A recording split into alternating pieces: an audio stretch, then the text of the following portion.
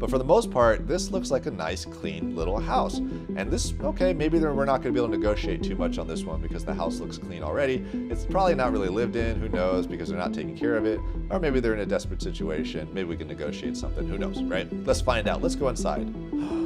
This is the exact same house. This is what was inside the house. So, don't judge a book by its cover. When we roll up on a project, there's some big exterior red flags that we're looking for right away as soon as we roll up into a project or through pictures if we're analyzing this deal on our laptops. So if you roll up on this project here and as soon as you show up, what's the first thing that pops in your head that is definitely wrong? And it's a big cost. These are big ticket costs that we're going through quickly. This one right here obviously is the roof. The roof is a lawn. It almost has more grass than the actual lawn itself. Some other things, there's aluminum windows. The siding looks really good. The garage door is a little bit old. You can see that on the left, right? But for the most part, you have big ticket item number one, which is your roof. And as well as your number two big ticket item, you could tell that the windows are aluminum. And if you're trying to sell this at a high ARV, you need to actually get some new windows in there and double pane vinyl those things. So that's an easy one. So you could tell right away something's wrong with this. So if we're doing this property and we're looking at it and analyzing it and we have a small budget, these are big issues that are going to cost a lot of money that might make us walk away right away or might make us come back and start negotiating with the seller. Let's look at this one. So we're still on the exterior of the property. Now, if you're looking at this photo, you can see that there's a few things maybe potentially wrong with it right away. You could tell it's probably a little bit older house because it's got a little bit older school craftsman type siding on it.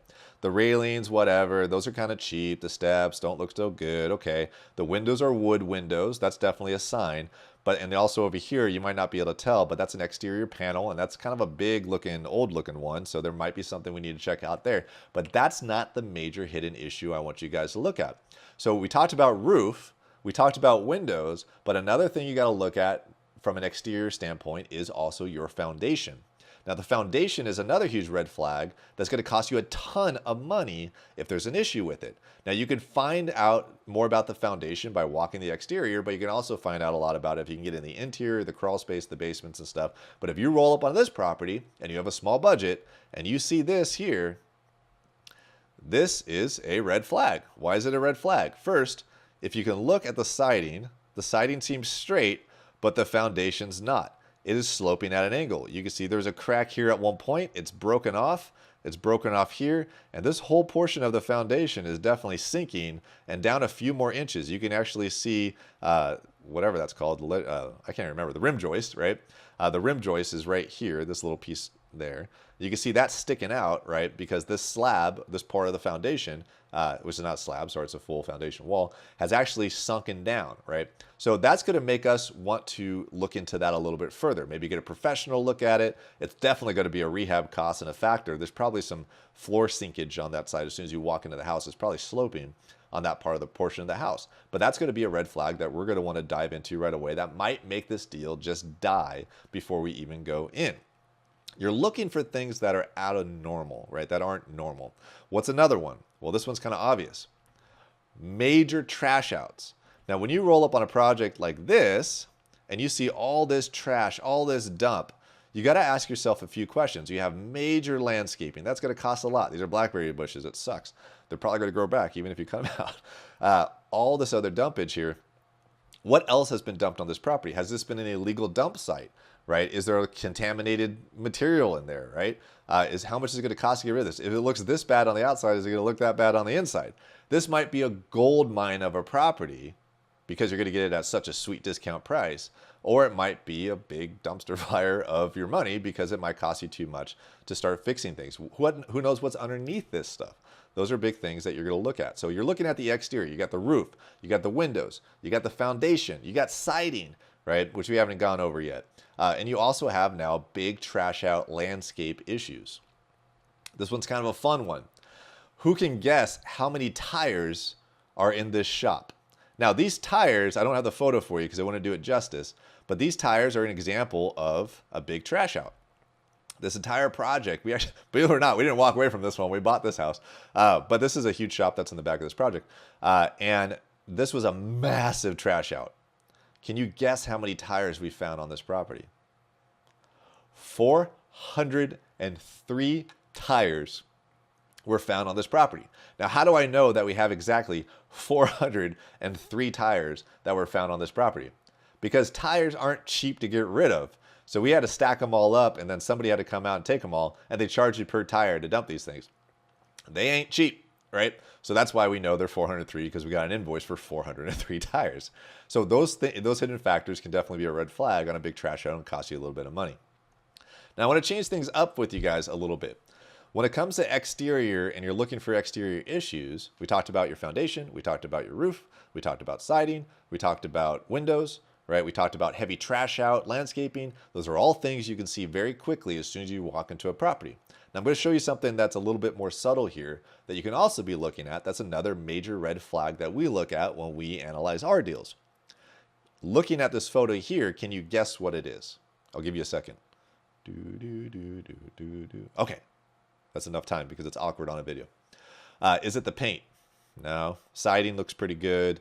Windows, yeah, they're probably a little messed up. They look like they're old vinyl windows, but who knows? It might be good. A lot of you guys probably guessed it was this deck here, for sure. Like this is a cantilevered little Juliet deck that's up there, or whatever it's called. Yeah, that was kind of an issue. We fixed it, right? No big deal. Believe it or not, we bought this project. But that's not the major red flag that popped up.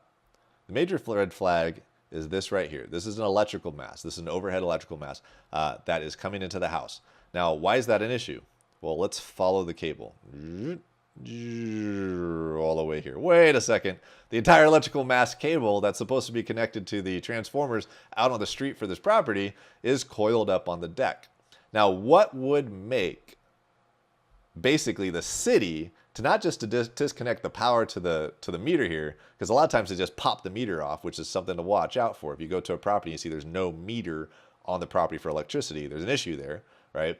But second thing, what would make the city go so far that they wouldn't just pop the meter out, which they did on this one, they also fully disconnected the power from the actual utility lines on the project. There's only a couple reasons.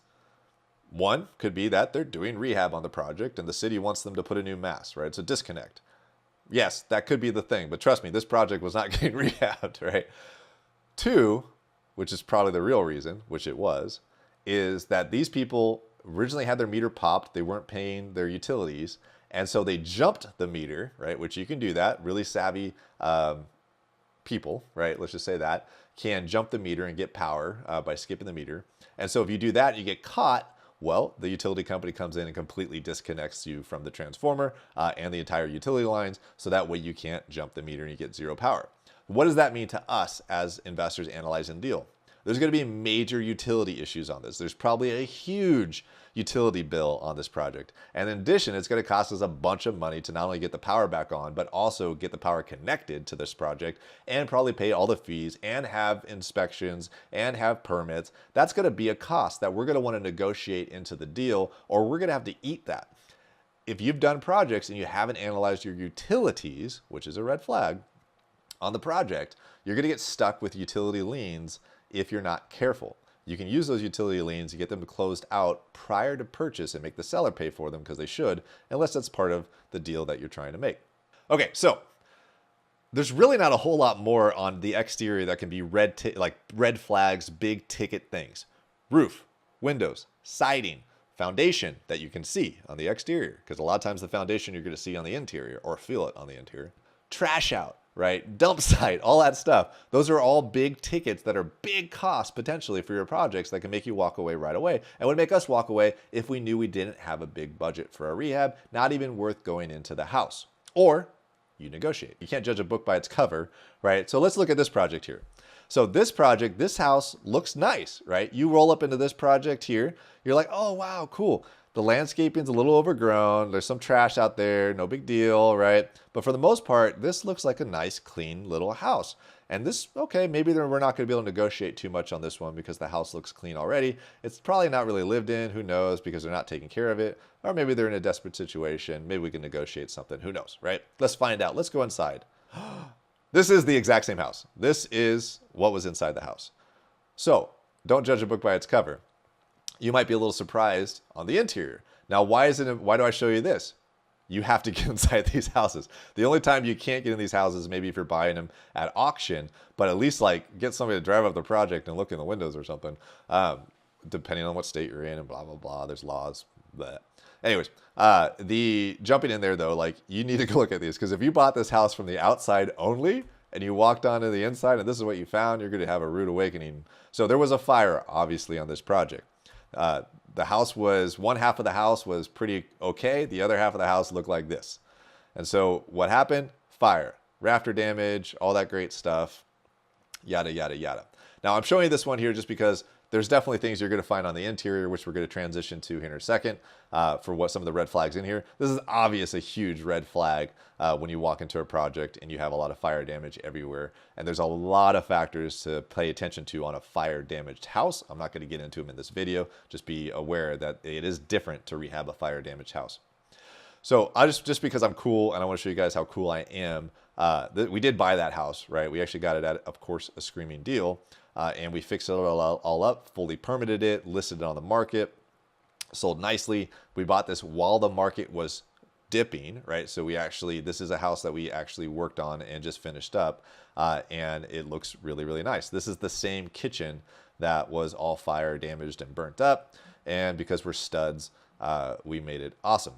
So I'm only showing you that because like you could still, even though you might see a house that interior is totally messed up, fire damage, it still might be a deal, but you use those things to be able to negotiate a better deal. And you better make sure your pricing for your rehab's correct and you're analyzing your ARV correctly, which there's tons of videos out there for that.